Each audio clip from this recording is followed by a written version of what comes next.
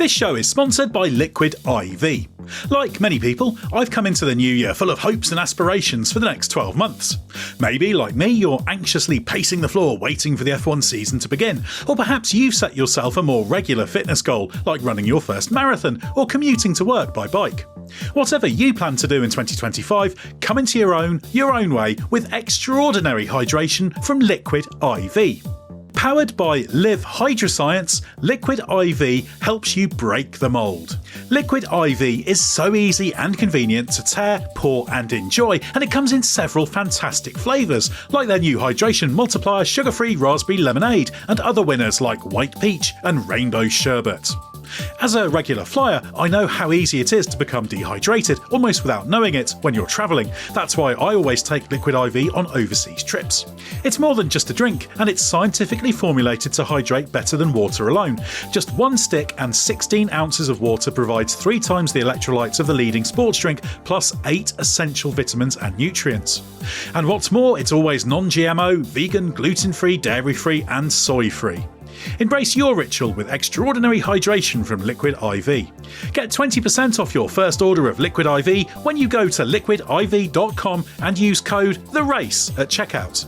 That's 20% off your first order when you shop Better Hydration today using promo code THERACE at liquidiv.com. Flex your business with an American Express Business Gold Card. You'll earn 4 times membership rewards points on your top 2 eligible spending categories, like transit and electronics, each month, on up to $150K in combined purchases per year. Plus, you can now earn 3 times membership rewards points on flights and prepaid hotels booked on AmexTravel.com. Terms and points cap apply. Learn more at americanexpress.com/business-gold. Amex Business Gold, built for business by American Express. This episode is brought to you by State Farm. From your morning podcast to your afternoon playlist, State Farm knows you personalize your entire day, and that's why State Farm helps you personalize your insurance with the State Farm Personal Price Plan. It offers coverage options that help protect what you care about most at an affordable price just for you. Like a good neighbor, State Farm is there. Prices vary by state. Options selected by customer. Availability and eligibility may vary.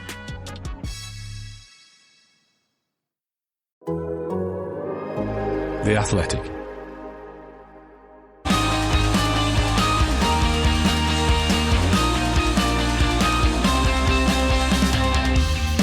The race is on, and with F1's car launches done and dusted, it's now time for testing, with just 3 days of running in Bahrain before the season starts in Australia. But why might this perhaps be the toughest pre-season to read, and what will the major storylines be? I'm Edd Straw, and joining me in Bahrain to tell all are Scott Mitchell-Malm and Jon Noble. Well, before we say hello to everyone, we should say Gary Anderson will be with us later, hopefully to run the rule over the Mercedes that was revealed on Monday. But Scott, welcome to Bahrain. And it is kind of a hello and welcome because we all made our way here different paths. We did, yeah. Arrived at different times. I think I had the most civilised arrival of all 3 of us, although you guys at least were able to fly direct. I didn't have that luxury. I had the pleasure of trying to assist in whatever way I could with the Mercedes launch from Doha Airport. Well, I'd say that, John, you lost the competition, given what time you arrived. I lost competition, A, by having a connection. I came via Abu Dhabi, and B, by being a terrible time because I didn't get here till 4 o'clock so you had this morning. So I had the worst journey and the worst time. So I lose. I got in at about just after 1 o'clock, maybe 20 past 1 to the hotel, so that wasn't too bad. Well, don't worry, because the whole reason we're here is for testing. It's just to blow off the cobwebs, get into the swing of things for the season to come. I'm sure that your respective travel logistics will improve as the year goes on. Absolutely, that's the hope. And yes, we are in Bahrain. It is there outside the window, looking, John, I had to say, slightly gloomy by Bahrain standards. I did, because normally you go to places and I always have a quick scan of the weather forecast just to know, do I take T-shirts or jumpers or coats or anything. I looked at Bahrain, and not only was the temperature quite low, because you think Bahrain desert is going to be 20 to 30, but it's been about 17 temperature. But the wind chill factor this week drops about 9. It's very, very gusty. I got here last night. It was absolutely blowing a gale. Had my hoodie up. Struggled to get out of the car because the car door wouldn't open because it was so windy. Got to the hotel at 4 o'clock in the morning and then spent the next 2 hours listening to the wind whistling around the hotel like a hurricane was blowing through. So I think it's going to be a really fascinating week because, teams want come to Bahrain for consistent conditions and lovely, perfect track, and it's nice and sunny and better than Barcelona. And if it's gusty and blowy, it's going to be a real headache for them. There are some parts of the track, certain corners where a headwind or a tailwind makes a massive difference to car characteristics. So, your obvious ones are corners like turn 1 or turn 10, which is one of our favourite spots to go and watch trackside. But the worst one of all is a crosswind up through turn 4 and then again 9 and 10 as well. And then I think down towards 11 as well. And then you come round and up. Is it turn 13 and 14 and then the sort of long double right at the end of the middle sector, start of the final sector. These parts of the track, when you get that crosswind, it makes it very, very difficult to work out whether you've got a car balance problem, whether you have a car wind sensitivity problem, or whether you are just simply battling physics and losing. It's just what you need for testing, isn't it? More confounding factors in terms of evaluating what the performance is going to be like. But hopefully we won't get any sandstorms, which have happened here occasionally in the past. And I got a big old, just total burst of dust in my face last night as and it was punishment for trying to do a nice thing, which is our hotel. So for the purpose of the listeners, Ed and I are staying in the same hotel. Johnny, you're just down the road, aren't you? Our hotel, as you would have realised when you arrived there, when you arrived this morning, seems to have forgotten to finish building the roads. No, but I think the roads were built here before, and they've taken them away. They must have been. When I drove down roads, I've driven down in the past last night. Yes. Luckily, I'm in a kind of 4x4 SUV because the road had gone, and it's basically just muddy, concretey, sandy mess. It's really strange, and you can tell there's a load of construction work going on to the point when my taxi went to pull into the road where our hotel is, I was very confused as where we were. I knew that based on the duration of the journey, we must be very, very close to the hotel, but we were turning down a completely unlit road and past like concrete blocks and onto dirt roads. And I thought, as I'm here early, I'm going to make life easier for Ed and Samantha Canal, who's not on this podcast but is here with us this week for testing. And I'll go out and I'll just take a couple of photos of the road in, because they are arriving by hire car, not by taxi. So I'm just going to photograph where they need to go and say, don't worry, you're not lost. This is what you're aiming for.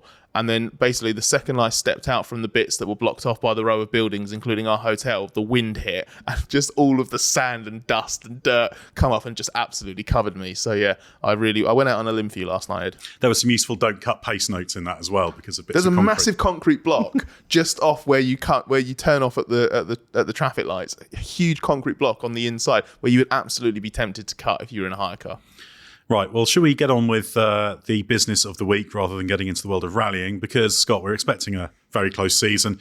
All the teams are as well. How difficult do you think it's going to be to come up with a snapshot of the pecking order based on what we see this week? Yeah, that's going to be the toughest part of the next 3 days. It is always difficult, especially once you get into the midfield group. I feel like over the last few years, it's fluctuated in terms of how tricky it is to settle on a rough order. I know at times we've ended up, once we then speak to other insiders, other people within teams as well, because they can't help it. They're putting together their own pecking orders too, and sometimes they're quite willing to share them or trade information, because that's what testing is kind of all about. And sometimes it's easier than others. Sometimes you realise actually you've got roughly the same order. You might just have a couple of teams sort of slightly out of place. This year, I think that's going to be a really fascinating exercise, more than usual. I would say that there's no reason to think at this stage there won't be a split. You'll have the top 4 teams you're trying to work out, and then you'll have the rest. I would be surprised if anyone bursts out of the midfield and bridges that gap over the winter. I'd love it if we have an Aston Martin 2023 style story and we're trying to work out, maybe it'll be Aston again, Alpine, who knows. But my gut feeling is we're going to be working out which of the 4 teams at the front is the strongest. And then, I don't know, drawing names out of a hat, if it will come down to that, to work out the lead order in the midfield. What I would be surprised by is if we have a crisis team or a real team in trouble. I don't think there's any excuse for that anymore. There wasn't really an excuse for it last year with Alpine and Williams. That really sort of bucked the recent trend in terms of teams being so obviously in trouble. So that's kind of the lay of the land when you're working out, okay, where the 10 teams are. I think that's why it's more difficult this year. I think you've got 2 distinct groups, but within those groups, it's really, really close. I think people sometimes, they overestimate what a pecking order evaluation from testing is meant to be, because it's normally just the start of creating the performance model for the season, and you can measure that against what follows. But also, I think people sometimes think our testing tells you nothing, but it does tell you plenty. I mean, John, I remember last year watching the Alpine on the first day. I went out with Gary Anderson, and the Alpine looked terrible. And you just said, that's looking all over the shop. And it was all over the shop. So there are things that you can see. This does shape the season. But, of course, if we're in a world where, let's say, the top 4 teams are covered by a couple of tenths of performance, then that does get obliterated by the track conditions and the fuel loads and engine modes and all this sort of thing, doesn't it? Yeah, I think it's the extremes we're going to spot this week. If things are as close, we've got the top 4 and then the rest. And if there are less than tenths per second between them, if it varies between low speed and high speed car characteristics and various tyre stuff, you're not going to get that firm picture of definitive. If they are that close, this is the team that's ahead of this pack by 0.05 seconds. But if one of the top 4's fallen off that pack, if one of them hasn't made this step this winter, I think we'll notice someone's dropped off from that top 4. Or at the other extreme, if someone's made a big step, if the Ferrari changes have given it a leap, if McLaren have made a big jump forward, I think we'll spot the extremes from both packs, but I don't necessarily think we'll be able to come out of here with a definitive, this is P1, this is P10 for the Australian Grand Prix. Because the other thing is, for the first time in a while, we aren't having the consistency of a test into the same race just a week later. We've got a completely different track surface, different conditions, different layout. Everything's going to be different. So it's going to be indications of extremes, I think, this weekend, rather than a definitive, we can be absolutely sure that this is the ranking. And picking up on a specific thing you mentioned there, a specific confounding factor in not racing here next week or in 2 weeks' time is just how different Melbourne is from Bahrain, because even when we have testing into race 1 in Bahrain, the swings that are accounted for by what you mentioned, Ed, variables like engine mode, fuel loads, and time of day that you do your push lap, and also how much the drivers are really hanging it out there, that can shift the order slightly even from Bahrain testing to a Bahrain race. Then we go to other tracks beyond that, and that midfield order has changed. Or the team behind Red Bull last year was slightly different track to track because track characteristics, track layouts have a huge impact. Melbourne is so different to Bahrain. You've got that times the usual caveats that apply to working out a testing ranking. So all that is to say, we've done a very good job of making excuses for why the ranking that we come up with at the end of this test is going to be completely proven wrong in Melbourne in a couple of weeks' time. Actually, to be fair, I was just glancing back at last year's ranking. Will be brilliant. It wasn't bad at all, actually. Haas was really the only one we got particularly wrong because we put them 10th, but we had Red Bull, Ferrari. Well, I won't listen to Ayo Komatsu again next year, then. Yeah, so Red Bull, Ferrari 1 and 2, Mercedes 3rd, McLaren 4th, which was how it was early on, Aston Martin 5th. RB6, so it wasn't too bad, and you do get a reasonable picture, but also you have to look out for sometimes reasons why a team might struggle in testing and then make a step. We had one case a few years ago where Mercedes was struggling in testing, and then they went to Australia and won, and everyone said, they were just sandbagging. And actually, if you speak to people like James Allison, they said, no, we really were struggling, and we didn't go to Australia thinking we were in good shape. So you always have to remember that testing is not a 3-day exercise exclusively in sandbagging. There's often this belief that that's the case, but there's a difference between a team ranking after testing and a championship prediction. Oh, there's certainly that. So, yeah. so like that's obviously the biggest extreme. But then there is also a team ranking after testing and a prediction of what the first race result will be as well. So I think as long as people understand the nuance and sort of get into the spirit of what we try to achieve when we're breaking down what we learned from testing this week, then I think we can all enjoy the experience, right? And it is okay to poke fun a little bit. I remember, was it 3 or 4 years ago when Otmar Zafnauer, now one of our fellow podcasters here, he took real umbrage with what Alpine had been ranked or predicted after pre-season testing versus where they finished in 22, I think it was. So some people in the paddock maybe don't look at testing rankings with such good grace, maybe, as others. And testing's just a snapshot of time. It's basically this is the analysis of how these teams did over these 3 days. It's not a prediction of, changes are going to come for Australia. If they do find a problem this week, there's time to get it sorted. There's time to evolve things. There's time to, sometimes teams go through tests and a problem gets emerged, cannot get fixed over the 3 days. They do some work back at the factory and everything's all hunky-dory for the start of the season. So it can only be a snapshot of how these 3 days go. It cannot predict how things are going to go in Australia. One of the most interesting things I think we find in terms of trends from testing is they're really good. It goes back to what you were saying about extremes, I think, John.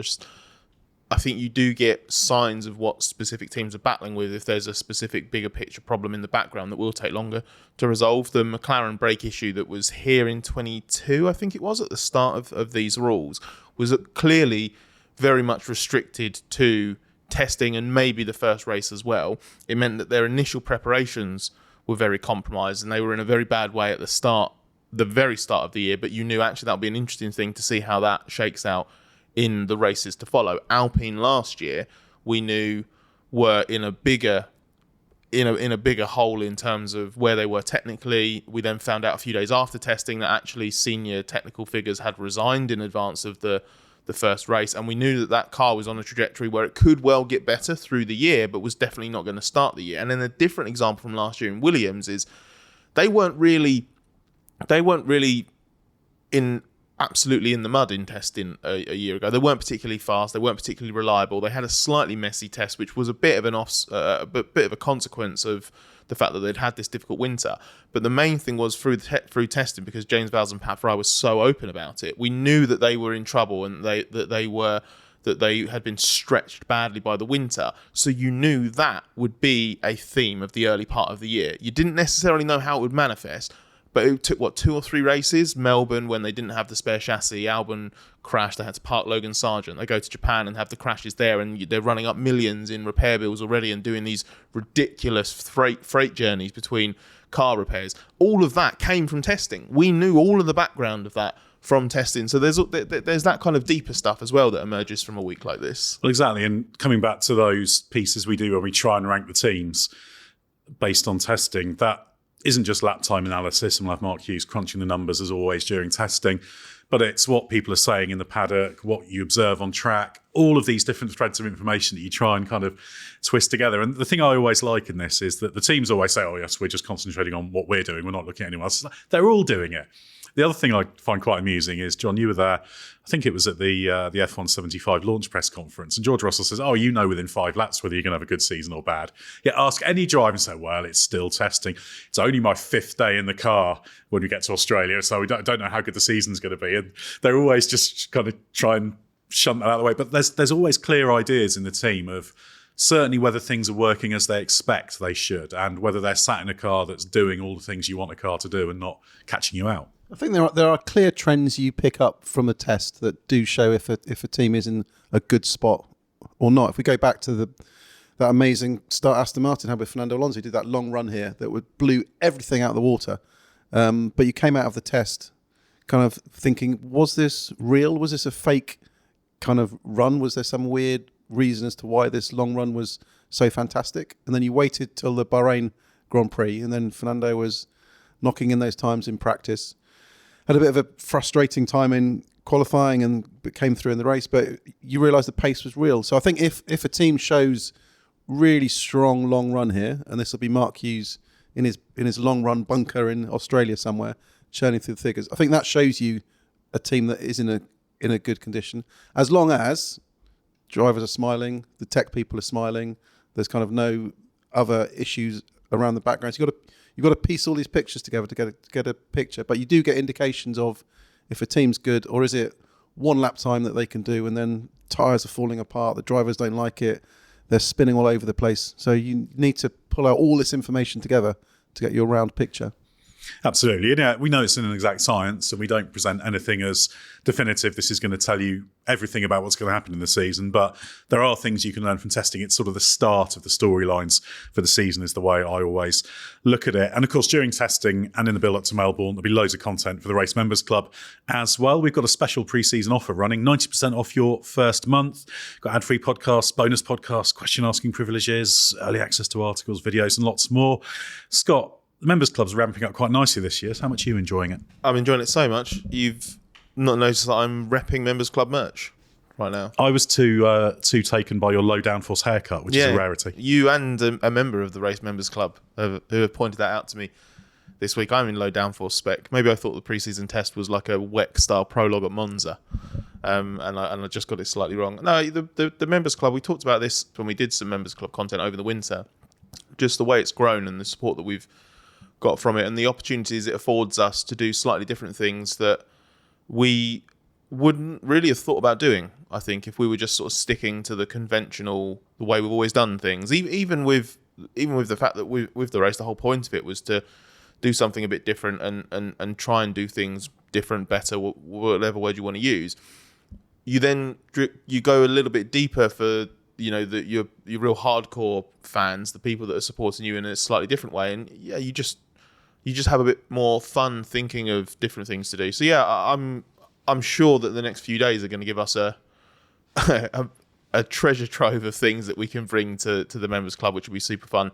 There's even been a loose suggestion this morning, I think, of sticking Jon Noble on top of a building to really gauge how strong the wind is, right?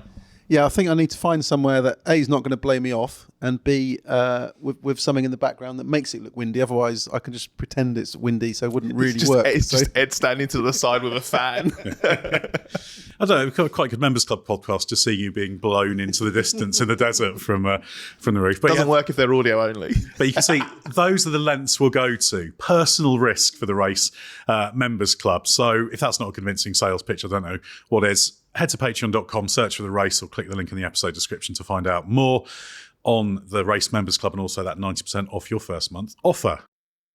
This episode is brought to you by Nerds Gummy Clusters, the sweet treat that always elevates the vibe. With a sweet gummy surrounded with tangy, crunchy nerds, every bite of Nerds Gummy Clusters brings you a whole new world of flavor. Whether it's game night, on the way to a concert, or kicking back with your crew, unleash your senses with Nerds Gummy Clusters. This episode is brought to you by Indeed. When your computer breaks, you don't wait for it to magically start working again. You fix the problem. So why wait to hire the people your company desperately needs? Use Indeed's sponsored jobs to hire top talent fast. And even better, you only pay for results. There's no need to wait. Speed up your hiring with a $75 sponsored job credit at Indeed.com/podcast. Terms and conditions apply. Hey, it's Noah Chestnut from The Athletic. If you're into games and sports, pay attention. I'm going to give you 4 sports terms.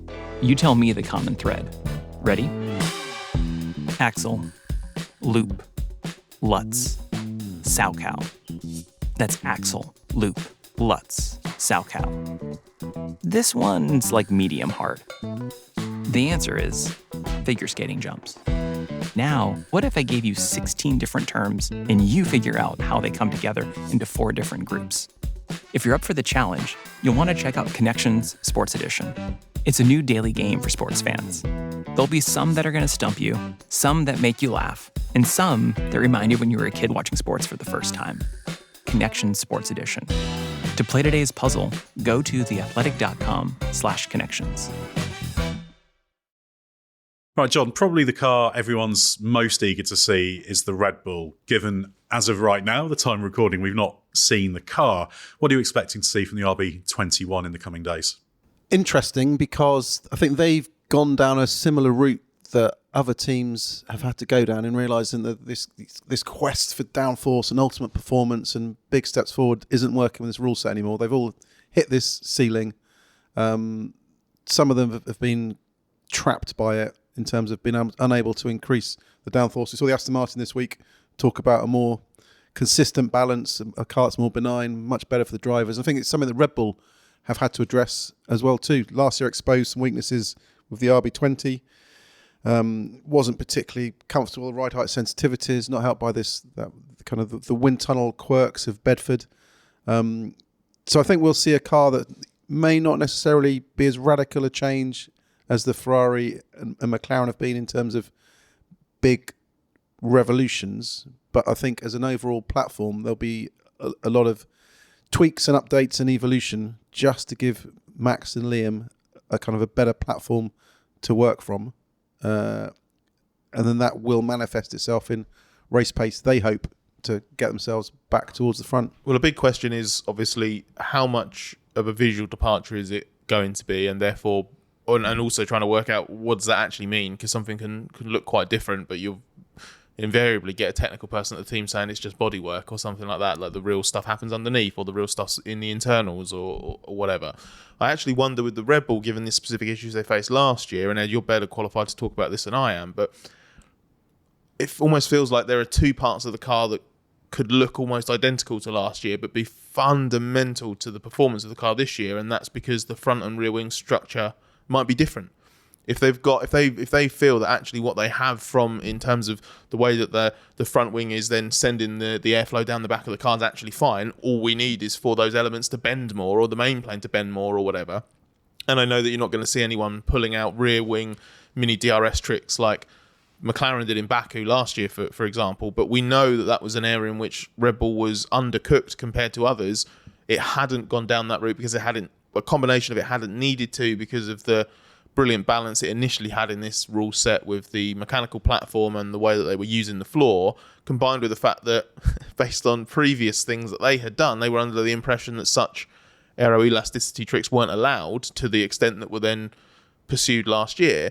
So that presumably, that to me anyway, is an area where there could be obvious gains for Red Bull this year, but we won't necessarily see them, because it will be like remember the Ferrari front wing towards the end of last year, which actually, to all intents and purposes, was not an upgrade, but it absolutely was, because there was a change in the way that the front wing essentially it's built, it's structured, that allows it to move the way that the team wants it to, because controlling it is obviously absolutely key to maximising this. And of course, beyond that, you've got the confounding factor of you've got the technical directive that will become active for race 9. So as Christian Horner said the other day, when it comes to the flexi wings, you'll have a pre-race 9 and a post-race 9 set of issues in terms of the wings. So it makes sense, John, doesn't it, that certainly the top teams, or any team that wants to maximise performance, will try to make the most of the allowable flexibility in the first 8 races and then dial it back a little bit for the rest of the season. But that could shift things. And it also means that anything we see in the first part of the season might not be entirely replicated thereafter, because that does slightly change the game. Yeah, if there's a certain benchmark laid down for the Spanish Grand Prix, and there's a different benchmark that runs until the Spanish Grand Prix, then the teams at the front are going to run to two different things, because there's easy performance on the table. It doesn't necessarily manifest itself in automatic lap time gain, but it gives you massive balance benefits, and there are consequential gains that come from this ability to mess around with the front wing and get it flexing where you need to get it flexing. So I think we may get a tale of two halves, depending on who's optimised their cars the most, who can minimise the impact of what's coming for the Spanish Grand Prix. But then a lot will also depend on how things shake up between those top 4, because if it is super close, then the change could be more significant than if one of them has made a big leap and there's a gap, and losing a tenth of a second off their performance doesn't actually bring the rivals an actual position gain. We should say on the subject of the Red Bull that as we sit and record this, there's a decent chance it's been shaken down or done its first shakedown laps in the track already, because today's the day where the Mercedes runs on track, but as I think we're all expecting the Red Bull to be shaken down today as well over there. So if in a couple of hours, by the time you're listening to this podcast, you've seen photos of the Red Bull on social media and you're wondering why the hell we're speaking so vague about it, as if we haven't seen it yet. It's because we haven't seen it yet as we record right now. It may have run on track, we don't know. Haven't heard anything, but we're quite a long way from the Bahrain International Circuit on this side of Bahrain. Yeah, well, the track's down at the south end of the island, and Manama, the city, is kind of in the north. So, yeah, we're a little bit distant, unfortunately, for that. But it's going to be interesting to see how they get on. I'm interested to see how Liam Lawson deals with it as well and just adapts to the car and how he settles in. That's going to be an interesting little subplot. But I think I've seen few people almost writing off Red Bull, but I think that's very, very dangerous, as history will tell us. Now, Scott, so far F1 in 2025 has been all about Lewis Hamilton, hasn't it? How crucial do you think his day and a half of running that I presume he'll get in Bahrain be? Yes, very important.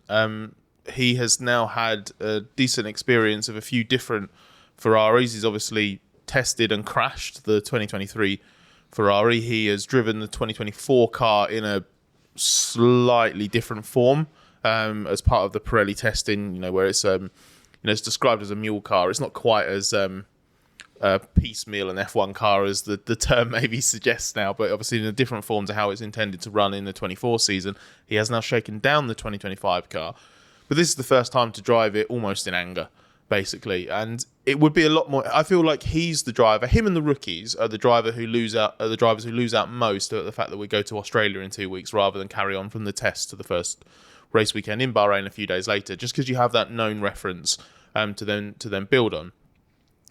what he will get from these 1.5 days is basically a clearer idea of, once you start pushing this car to the limit, is his confidence that he won't have the problems he had in various Mercedes cars of this rule set, they won't carry over. Is that confidence justified or not? Because so far it's all based on, look, Leclerc has done this TPC work as well, so it's not like he's gone in blind and Hamilton is just sort of benchmarked against himself. And when a driver benchmarks himself against himself, they think everything's brilliant, because you don't know where the ultimate pace of the car is.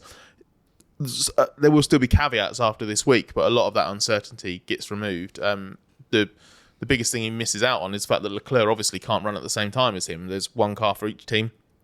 They'll be sharing it. So you will get comparisons when they do run at the same time of day on different days, but a bunch of that stuff will still be unknown. Exactly where he stands at the end of this week, I don't think is necessarily reflective of the whole season he will have, but I think we'll get an idea of whether he's made good on his desire to be as ready as, to do everything he can to be ready for the first race, or whether or not ready is ultimately a subjective term, and it's, are you ready enough versus are you going to get the maximum out of the car? I'd be stunned if Hamilton's at 100% of what the car's capable of by the time we get to Australia. Yeah, it just takes time, doesn't it? And it's going to, usually drivers say maybe half a season just to get that last little fraction out of it. But it's going to be difficult for him, isn't it, John? Because Charles Leclerc is so in the zone. He probably had his best season in F1 last year. He's been with Ferrari for a very long time now.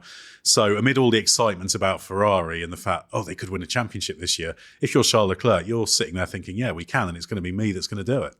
Yeah, I think this week for Lewis will be about getting an indication of, is this car one he can work with or not. The Mercedes didn't suit him. The characteristics, inability to attack on corner entry, snappy on the way through, snappy on the way out, it didn't particularly suit him. So, and he says it's, all drivers have to adapt their driving style to certain cars.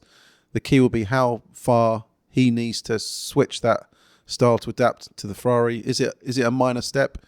Is it just in one phase of a corner, or is it going to need a wholesale rethink? I think that's the box tick he will want. But equally, as you say, Leclerc's at the top of his game. All the factors that are working, great for Lewis in terms of the right time to arrive at Ferrari with stable management, the brains coming in from Mercedes, the team having learned big lessons last season, the car having made a big step forward, the team realising that there are good gains to be had by the changes they've made. These all factors that you say these are great for Lewis, but equally they're great for Charles. He will hit the ground running, but I think if the car is good, then that's equally as good for Lewis. I think the interesting thing will be if it's not fantastic, will just that kind of exaggerate the gap then between Charles and Lewis? Yeah, and ultimately, I think we'll have a good idea from Hamilton's demeanour how happy he is with the car and whether he feels like he is dialed into it. I think it should be a fairly positive experience for him, but he'll also get a good feel for what Leclerc's doing, how he's driving, because he actually says he gets on very, very well with this generation of cars. And remember the test in 2022, he was so quick at adapting his style, modifying his braking, and it took Carlos Sainz quite a while to learn from that. So that's kind of the level that Hamilton will be measured against. Yeah, absolutely. And Charles has talked about wanting. He talked last week in the press conferences that Ferrari had just about wanting for a strong front end from this car, which is exactly what Lewis Hamilton likes as well. So there are aspects that the pair of them do like. And I'm sure they're also firing off each other. And body language does tell an awful lot, because we could tell, Lewis did all these TPC tests, did the Pirelli test, obviously had the problem in Barcelona with the crash. But when we've observed him, be it in, media events or when we've seen around Ferrari, the body language is good. The vibes are positive. He seems smiley. There's no alarm bells ringing. There's no, I don't get on with this car. There's big problems to sort. Everything's all about box ticks. He seems energised. He's reinvigorated. He's pushing on. He sees the opportunity. So we just need to watch him closely in the paddock and the pits this week, I think. Because I think that will be perhaps a big indication of where things are at. Because Lewis isn't someone who's having a terrible time on track and he's smiley and bouncy around the paddock. So I think we'll know on that front this week. Yeah, he's not one for hiding that. You can usually tell. Scott, what did you make of Hamilton? We spoke about this on the podcast last week, myself and John, in terms of that press conference he gave, the reinvigoration that he's clearly feeling. It all seems to be going quite well so far, with the caveat that all that he's done so far is the non-competitive stuff. Yeah, I would say, having heard from him directly, not just in the clips that have been sent by Ferrari and the carefully curated photography and studio footage and that kind of thing, and even some of the raw stuff that's been sent out from obviously the shakedown and his first 2 days at Ferrari, which were, I think, quite illuminating. But you always have to just be wary of, they're still picked what they're putting out, so there's always just that little bit of uncertainty. But obviously we what was it, 25 minutes I think we ended up hearing from him, and he felt like he'd go on for another half an hour if we let him, but he only had 2 hours sleep or whatever, and the team sort of said, come on, right, look, it's a rare occasion. I mean, to be fair, like when he's in a good mood, especially when not in one of the sort of TV scrums or mix zones that we hear from him after quali in the race, and they're just, every driver's basically itching to get away, with a few exceptions from time to time. When Lewis is in he's in a good flow, he could sit there for ages and just talk to you. He's actually a lot more open and forthcoming than I think people would assume from him. And also, I think the enthusiasm was real. That was the main thing I sort of took away from that. So I do get the vibe that things are going well. But as I say, you come to Bahrain or testing, and obviously the first few races will be even more of this, but you come to testing and then the comparisons start, the real comparisons start. And then that's where some of those good feelings might get replaced by a dose of reality, or it'll confirm that everything is really is going as well as it feels it's going for him behind the scenes. Yeah, we'll definitely get a feel for that over the next few days. John, let's talk about McLaren now as well, because pre-season they seem very comfortable about their favourite status. Not complacent, but just it's not hanging too heavily. If you had to put money on someone, would it be McLaren in the MCL 39? I think one of the, when we talked about the extremes earlier on, the chance of teams to potentially have broken 3 from that group at the front, then I think you've got to look at either McLaren or Ferrari potentially, because so far they're the teams that made big changes. Both have been quite aggressive. Having, all of them spoke last year about it's going to be a year of evolution. No one's going to make any big changes. We'll be conservative. And then sneakily in the background, they're all making big changes to their cars to hit the ground running. They've made a step. They've made some intriguing changes to the car. They've been quite aggressive. Andrea Stella's talked of it being innovative, and every part of the car has changed pretty much, whether it's lighter or it's better or just gives them more options for aero improvements. So I see potential there. But again, we go back to that, almost where we started this conversation, that theoretically your tunnel and CFD can tell you there's a ton more performance coming from this car, but if the drivers can't use it, if the drivers aren't happy, if it's not benign and gives them confidence, then you end up kind of trapped down a route that you can't get yourself out of very easily. So I think I am intrigued to see where both McLaren and Ferrari end up this week, just to see if they've made a step, or have all the top 4 teams all made equally the same gain this winter, and we just end up with this brilliant 4-way fight at the front. That's what everybody's hoping for, I think.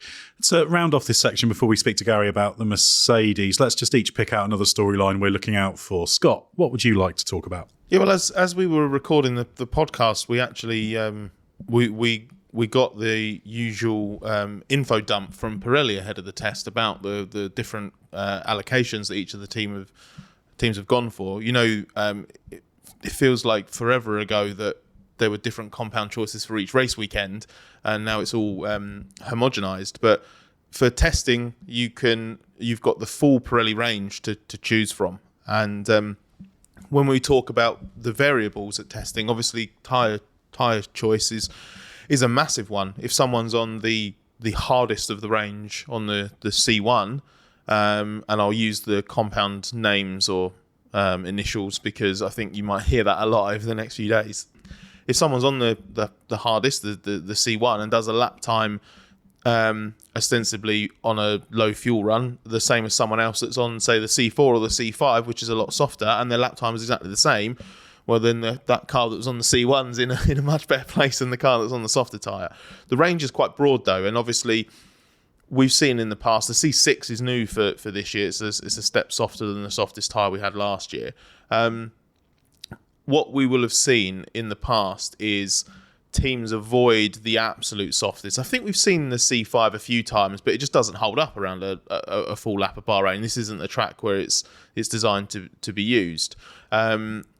So you have a bit of variety in what the teams want to do. Everyone's got different programs. So we know exactly what the teams have picked now. I won't run through them in total detail, but there are a few interesting things. For example, Ferrari is the only one of the top 4 teams that's decided to bother with a C5 and a C6. So you won't see a comparable C5 lap time across all 4 teams. In fact, McLaren's only got one set of C4s and Red Bull's only got a couple of sets of C4s. So McLaren and Red Bull are going to be doing almost all of their work on the hardest 3 tyres in the Pirelli range. Other teams will be doing stuff across a sort of broader mix and match of the relevant compounds. The biggest curiosity is the fact that Aston Martin's turning up with 3 sets of intermediates. So either they know something we don't in terms of the weather and the forecast for the week, or they've got some specific tests that they want to do to check how their car runs, what the aero profile looks like when they're on a set of intermediates or indeed a set of wets. Williams have got a set of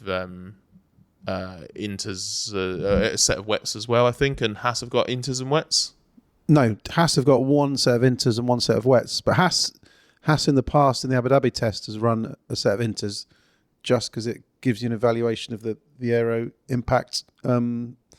I think they were planning to do it last year, but in the end didn't because they were so focused on nailing their race run pace last year that they thought they'll concentrate on that. So I'm not shocked Haas have done it. I'm quite intrigued why Aston Martin's gone for 3 sets. Yeah, the Williams interest was they're the only other team that's got a set of the C6 tyres. So I imagine that will give up around the 3rd or 4th corner of this show. But it's just interesting to me. Obviously, we're not going to be losing too much sleep over exactly how many of each compound teams have run by the end of testing, but it just shows how varied the run plans will be over the next few days. And just keep an eye out on the compounds.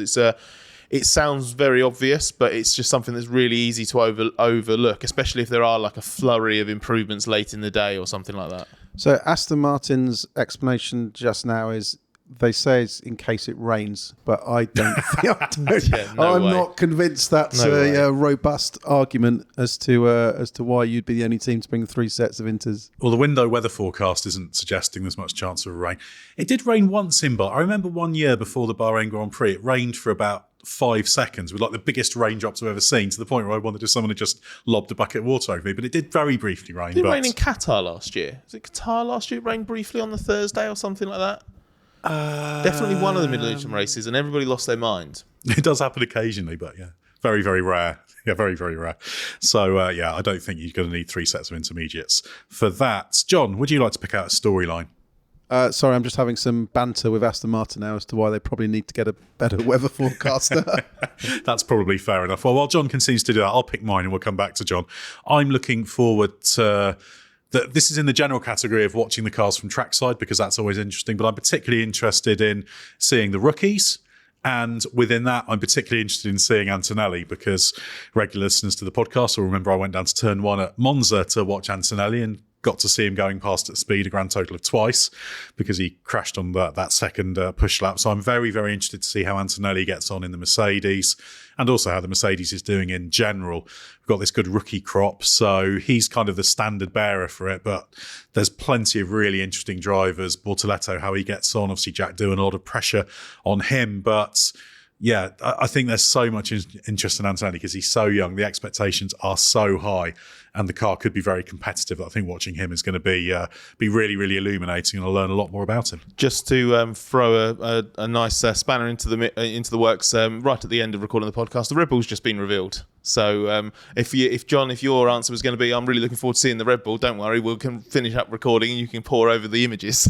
Excellent. Well, we'll be able to break off and have a bit of a look at that in a minute. John, do you just want to quickly finish off with your storyline to watch? Yeah, I think it'd be Lewis, actually, because we've had all the pleasantries, that amazing photograph of Fiorano, the first test, the joy in front of the Tifosi, all the boxes being ticked, the reinvigoration, everything being joyous and brilliant. Now it gets serious.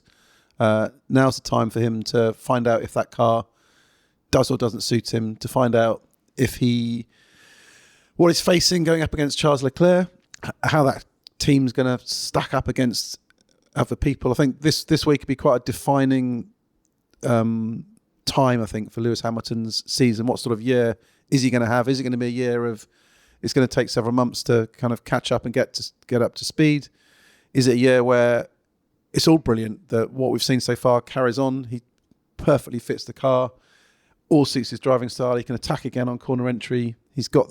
He can match the pace of Charles and rocks up in Australia, and he can do what Fernando Alonso and Sebastian Vettel did and win very early on for Ferrari.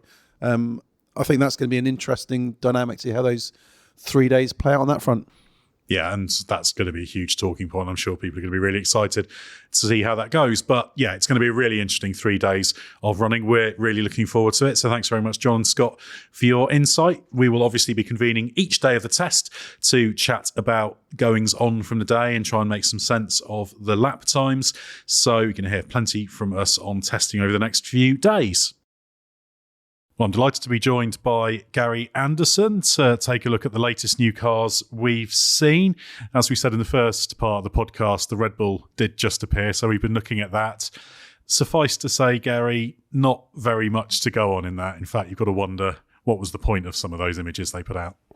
Yeah, that's a bit disappointing, really, I suppose you might call it. I mean, they are one of the top teams as such, and pre-season testing is just around the corner. It starts tomorrow. So one of the things really you would think they would try to do is actually show how well they've done in recovery from a very sort of dismal end to the 24 season. It's one of those sort of things where, you have to sort of buy into the fact that sometimes the media is there to help you. And as I say, the pictures we got, it's impossible to tell whether it is a different car. From 24, on all of the images that we've seen, it doesn't look very different. We're at the end of these regulations, so differences are going to be, small. However, you still need to recover from a situation, and you need to show what you've done, and we haven't seen that yet. And obviously, we will see tomorrow when the car starts running, because that, you can't hide anything then. So, pretty disappointed in Red Bull as far as that's concerned.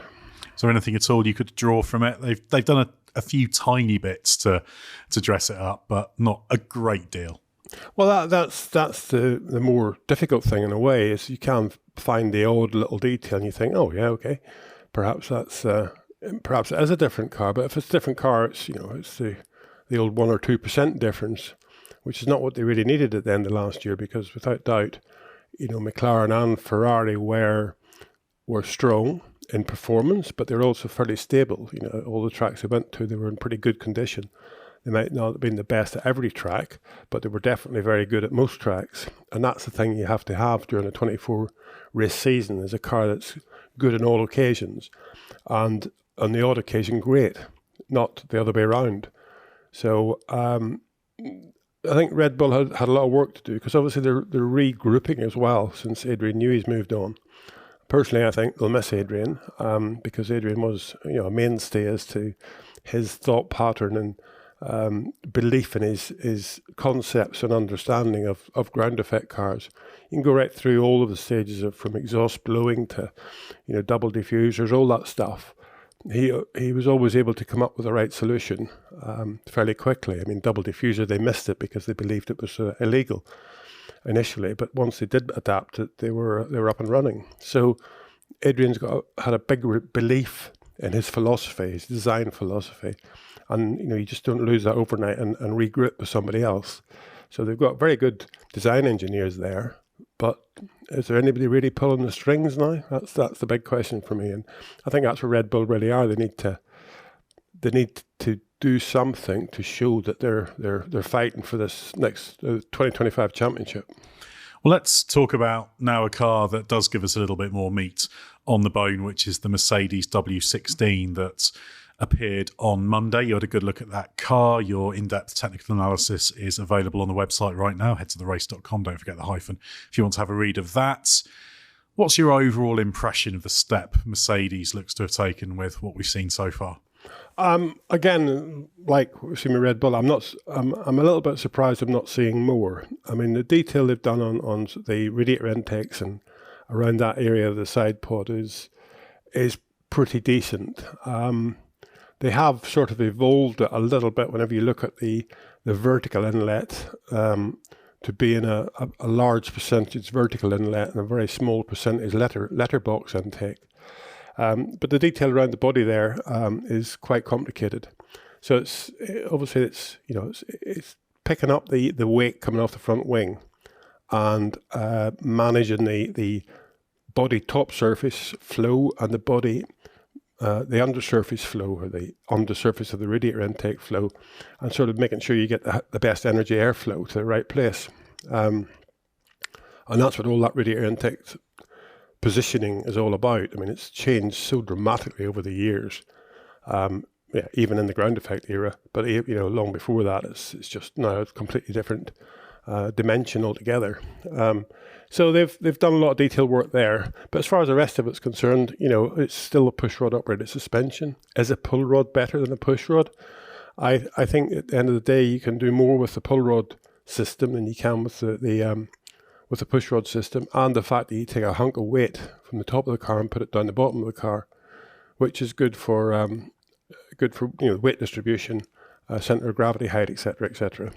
So, looking at the Mercedes again, do I see it moving from being a 4-team as such contender to being the dominance they had of 2014 through to 2020? No, I don't see that at all. It's one of those sort of situations where the car, to me, looks pretty decent, tidy, but I'm not seeing anything jumping out at me that says, "Oh, wait, yeah, we've really reinvented the wheel here." As I say, the regulations are now 4 years old, so it is a diminishing return situation. I think they're in the ballpark with what they've got, but I don't see them leading the ballpark. And it's one of those cars that we're eager to see the real one in person in Bahrain tomorrow, to see. There's every chance we'll see some different floor edge detail and that kind of thing. But they're an interesting case, aren't they, Mercedes? Because last year they had a car that, on occasions, it could be fantastic. Look at Las Vegas. And other times it was just all over the place. Some of their problems are quite clear. George Russell was talking a few days ago about the fact that he's fairly confident that they've worked through a lot of this and that their processes are better to avoid kind of solving one problem and then falling into another hole. But for me, that's the key thing. Can they actually have a car that's a bit more consistent? Because if you've got a car that can, let's say, win 4 or 5 races, and there's a handful of weekends where they're really strong, but the rest of the time they're 4th best and they have these difficult weekends, that's not really very good for them, because you're never going to win a championship that way, are you? No, you have to be consistent. That's the big thing to win a championship. But looking at that in detail, for me, it's a good thing that those discrepancies in performance happen, because you just have to look at these cars and you have to say, right, what's the big difference in them nowadays? They produce probably 75-80% of the downforce from the ground effect tunnels underneath of the car, and the rest, 25-30% from the wing assemblies. So the big thing is that the wing assembly is benign to most airflow problems. The rear wing is stand out alone on its own. You could take a rear wing, you could develop a rear wing actually without a car around it. It all works together, but the rear wing is the one part that you could take and sort of isolate it and rehash it quite considerably. And what you come up with would be a step when you put it onto the car. Front wing, not quite so much, because it is closer to the ground. But the big thing for the front wing is it affects the flow to the rest of the car. So you've got to make sure the front wing is fairly robust. You don't want it to be running at a critical angle, critically for airflow separations, because if you do get any airflow separation off the front wing, it will affect the car that's coming along behind it, or the rest of the car that's coming along behind it. So you've got to be, make sure you've got a fairly benign front wing, that it's not, the airflow surfaces are not being exploited, to 100%. Give it a little bit of a working window and make sure that you're covered. So the front wing could be an area where Mercedes were struggling because the front wing was working too critically and then affecting the underfloor. But it's more likely it is just simply the underfloor, because it is so near the ground and producing so much downforce. And so that, to me, if I was a technical director at a team, having that information of the inconsistency would lead me in a direction to say that, we have got some surfaces here that are close to the ground that are working too critically, be it the underfloor, the diffuser, or the front wing. And so you isolate your problem into a small window, and that's where you start to look at it. And you also look at it because they went to races last year where they didn't know whether they'd be competitive or not. When they were competitive, they were surprised. When they weren't competitive, they were surprised. So that shows to me the fact that the numbers they're putting into the simulator, which all just come from wind tunnel numbers, are incorrect, because you should be able to predict the fact that you have got a setup on the car X, Y, Z of stiffness and aerodynamic load, and the aerodynamic profile is the more important thing. How the underfloor changes, or the parts close to the ground change with ride height change. It's no good just making the car solid. We know that the car just starts bouncing, and that's worse than basically having a unstable aerodynamic profile. But you should be able to predict it to a level of being reasonably competitive all of the time, as opposed to having highs and lows. And once you get yourself to reasonably competitive all the time, then you can take that development a step further, because you know the areas where you need to work on to eliminate the highs and the lows from your performance. So I think there's room to learn from every occasion, but I'm not sure that I've seen Mercedes do that. I think that's probably the acid test this year, isn't it? Whether they appear to have made those steps in terms of being able to correctly simulate everything, because that's what they talked about right from the start of this regulation set, sharpening their tools, improving the tools in order to do that. And of course, it's not just in terms of the actual hardware, but also the way you're looking at it, the way you're processing those numbers. And that's something that a lot of teams have gone through that work on doing, changing how they crunch the numbers. Remember a few years ago, Andrea Stella saying we've changed things to the point whereby there were upgrades that we put on the car that worked, that we said, yeah, go ahead with, that with the old processes, the numbers would have said to us, no, don't proceed with it. So it's quite a fundamental change. And I think it's really important that Mercedes does this. We talked about this a little bit with Aston Martin as well, but if Mercedes doesn't take a step in that area, that's really worrying for the 2026 chance, because again, these are all the things that go into making the 26 car, not carryover, but in terms of the actual car itself, the knowledge, the science, etc. That's just been a constant frustration. As Toto Wolff keeps saying, we've got a physics problem. Yeah, it is a physics problem. I agree with that. I mean, that's why I say about the rear wing. You could develop it in isolation, and you would be okay. You wouldn't necessarily see the benefits that you see to as big a degree, but you'd still see benefits. But anything that's close to the ground, anything that's working close to the ground, whenever you cannot simulate anything that's working close to the ground, as far as running in the wind tunnel is concerned, you can't get those final numbers. You've really, really got to look at it with take it with a pinch of salt, I suppose you might call it. You've really got to look through the numbers and come up with the worst scenario of what might happen next. That's the problem. If you come up with the best scenario of what might happen next, then you're cheating yourself, really. Like, for example, if you lower the car down from, I'm talking numbers here just out of the top of my head. If you lower the car down sort of ride height wise from 10 millimeters to 5 millimeters, and you see an increase of 90% on the downforce level, and you think, right, if I can get the car down to 2 millimeters, I will have 180% more downforce. That doesn't work like that, because everything gives up at some point in time. And it's the transient condition that the driver feels. It's whenever he gets a stall on the underfloor or airflow separation developing from the front wing that hurts the underfloor. He gets that sudden loss of downforce that to us it's nanoseconds it happens for, but to him it's like he's travelled 50 meters at the same time as it's happening, type thing. So it's it's all so instant to the driver. Any driver with feel gets that so instant. As I say, it's a nanosecond of a happening, but to him it's a lifetime. And that's the problem. It just you need to give them a benign car that basically will work on all occasions, with crosswinds, with traffic, with turbulence, all of those sort of scenarios, with track temperatures varying by 20, 30, 40 degrees potentially, ambient temperatures varying by 20 degrees. They're all changes that happen. and can happen, and you have no control over them. So you've got to give yourself a car that's got a working window. That's the important thing. And then once you get that working window and it stabilizes, you try to move forward, keeping the reins on that working window and not step outside of it. That's why I'm particularly interested to see how the Mercedes goes. Also because they've got a rookie driver in Kimi Antonelli as well, so confidence in the car is good for him. So there's lots of reasons to keep a close eye on that car. Anything you'll be keeping a particularly close eye on technically from when we actually see the cars running over the next 3 days? Obviously, having dealt with various shots and images and renders and that kind of thing, you've got an idea with the cars, but what are you really going to be delving through the photos through to see the detail of come tomorrow?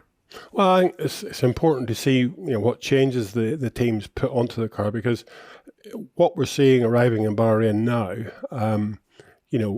it's probably some of the componentry, let's say the underfloor, is probably 6-8 weeks away from signing off, that sort of time.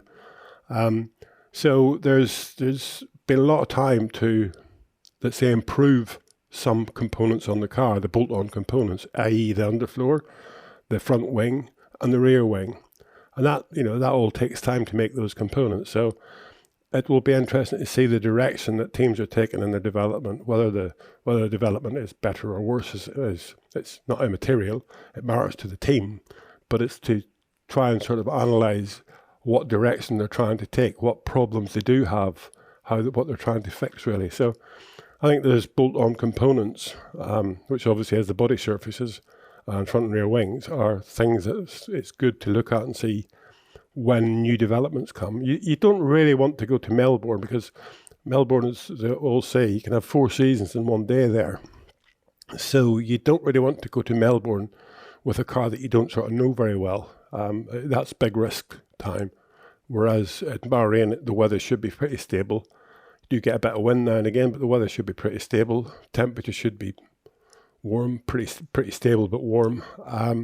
So it's the time to test some new stuff and try to get some data on it, analyze it, and make sure that your thought pattern for development is going in the right direction. Yeah, and there's going to be a huge amount to learn over the next few days.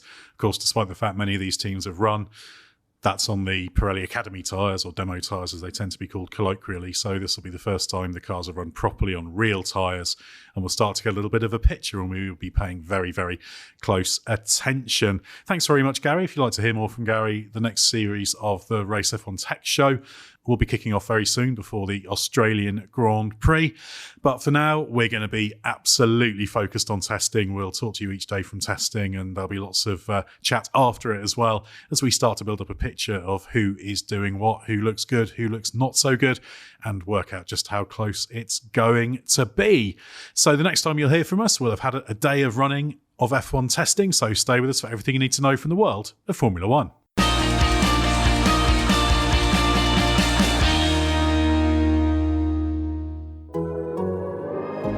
The Athletic.